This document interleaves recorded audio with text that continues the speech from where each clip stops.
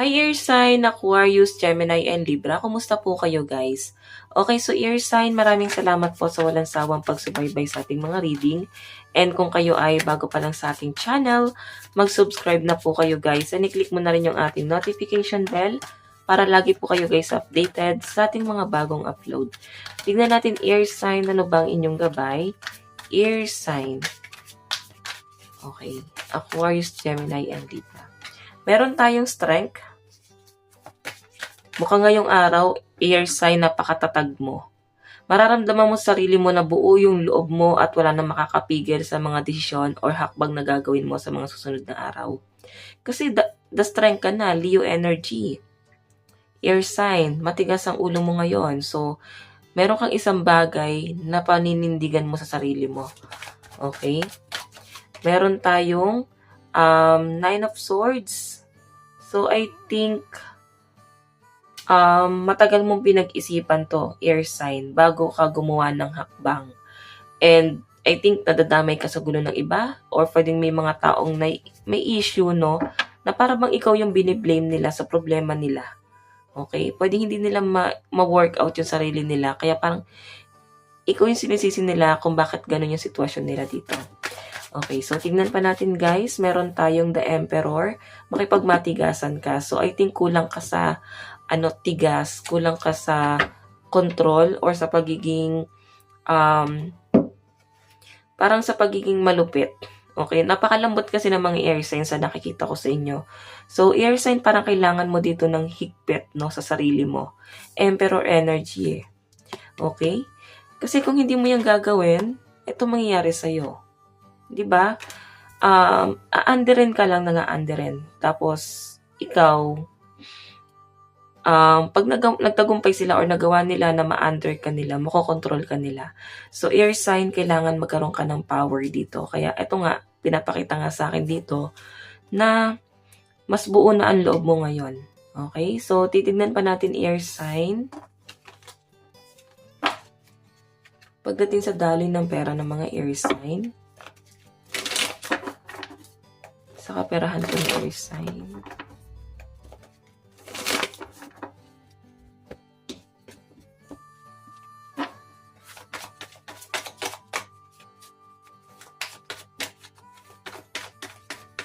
Okay, so air sign, meron tayong 8 of Pentacles. Meron tayong Queen of Swords sa career. Oops. Meron tayong 6 of Swords. So, alam niyo, air sign, nagkakaroon ka ng disappointment, lalo na pagdating sa usaping pamilya. Siguro, nakakaisip ka ngayon na, eto na lang ba ang kahihinatnan mo? Magpo-provide sa family, tapos hindi ka nila na-appreciate. Nakikita ko, air sign na nagtatalo ang puso't isip mo. Kasi, pwedeng focus ka naman sa career mo eh. Talagang napaka-passionate mo sa career mo. Ang problema lang dito guys, yung mga taong sinusuportahan mo. The lovers kasi sa nakikita ko rito, pwedeng against sa'yo yung family ng person mo. Or pwedeng may ipinangako sa inyo yung person mo na trabaho. Pwedeng nagtutulungan kayo sa career. Pwedeng business kasi to guys. So, I think, ayan, may pagtutulungan kayong gagawin dito. Or pwedeng nakikitaan mo ng potential yung person mo. May nakikita ako rito air sign na opportunity na dumarating sa inyo. Pero, nakakaligtaan mo dahil sa problema mo ngayon na pwedeng kailangan mong tapusin. Okay? Naapektuhan yung trabaho mo dahil sa problema ng ibang tao, guys. Ayan. Kaya na-stress talaga ang mga air sign. Ngayon, naisip ko rito, air sign sa pinapakita sa akin, parang worth it pa bang tulungan yung taong yun? Kasi siya rin yung nagpapabagsak sa inyo. Yun ang nasa sense ko rito. Tingnan natin air sign pagdating naman sa inyong kaperahan.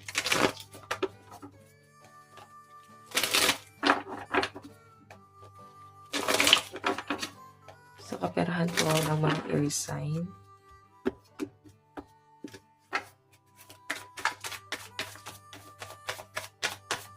Okay, so air sign, meron tayong the Chariot. Meron tayong Ace of Pentacles. Maganda naman to air sign kasi sa daloy ng pera mo, meron ako nakikita dito na opportunity na paparating sa inyo. Napakabilis nito guys, no? So, sobrang bilis. Pag hindi mo nasunggapan, pwedeng panghihinayangan mo. Okay? Dahil nga natutokso ka sa iba or pwedeng natutuwa ka pa sa iba. Natutuwa ka pa dun sa trabaho mo. Pwede nag-enjoy ka pa.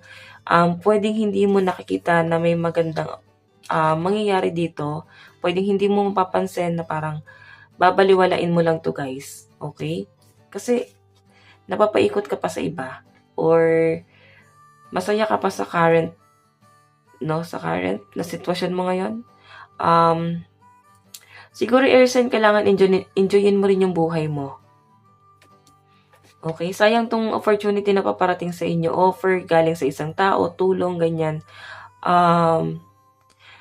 Siguro kasi nandun ka sa point, air sign, na hindi ka naman lagi nagtitake advantage, no, sa ibang tao. Kahit na may tulong na ibinibigay sa inyo, ayaw nyo naman tanggapin. Napapaisip ka rin na, paano pag tinanggap mo? Okay? So, parang okay lang na stressin mo yung sarili mo kaysa mang-stress ka na ibang tao. Okay? So, sayang yung opportunity kasi mabilis siya, guys. So, maaaring pagsisihan mo pag di mo agad nag-grab yung opportunity. Tingnan pa natin pagdating naman po sa inyong love life. Sa love life naman po ng air sign.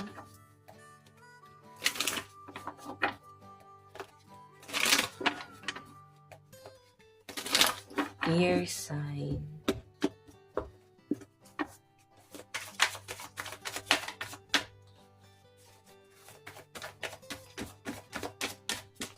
So guys, meron tayong 9 of Cups. Meron tayong Death. And Page of Swords. May nakikita ako rito, air sign, na maaring meron kang inaaral sa connection nyo ng person mo. Maaring nabibigyan ka ng pag-asa nitong taong to or pwedeng parang nagkakaroon ng new beginning sa buhay mo, lalo na sa usaping love life, no? 9 of Cups, hindi mo hiniling pero kusang dumating sa inyo, air sign.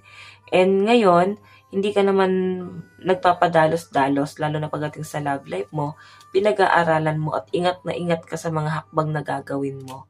Okay? Sa pinapakita sa akin dito guys, yung new beginning na to, maaaring nababagong pananaw ng person mo. So mag-iingat ka guys kasi kung nandun ka sa relationship, may pagdududa na nangyayari dito. Pwedeng napagdududahan ka ng person mo. At isa yun sa mga maaaring pag-awayan nyo. Yung pagdududa ng person mo. And ikaw naman, Page of Swords. Kung may nagagawa ka mang kalokohan dito sa connection nyo ng person mo, ingat ka na parang walang aberya na mangyayari. Or pwedeng, kahit wala ka namang ginagawang masama guys, hindi ka na lang talaga nagpapaalam sa kanya. Or pwedeng siya, hindi na siya nagpapaalam kasi alam niya na pwedeng magalit ka or magalit siya. Ayan, so, di ba? Yun yung nagiging pangit eh. Nagiging mali, lalo na pag laging hinihigpitan. Natututong magsinungaling yung person. Tignan natin ang inyong advice. Meron tayong hidden, di ba? May mga tinatago na guys. Meron tayong remembrance. So guys, ang laki number mo is 13 and 29. Ayan. And sa pinapakita sa akin ngayon, parang kailangan mo maging balanse. Maging balanse ka sa energy mo. Tignan pa natin guys ang inyong advice. Meron po tayong leave the past behind. So may problema na hindi naman na talaga guys dapat pinagtutuunan pa ng pansin. So mas maganda na wag nang pansinin yung mga ganyan, lalo kung hindi naman guys big deal or hindi naman makakatulong sa inyo. Iwan mo na or iwasan mo na, okay? So, air sign, na to lang naman pong inyong reading hanggang sa muli. God bless and love you all. Thank you.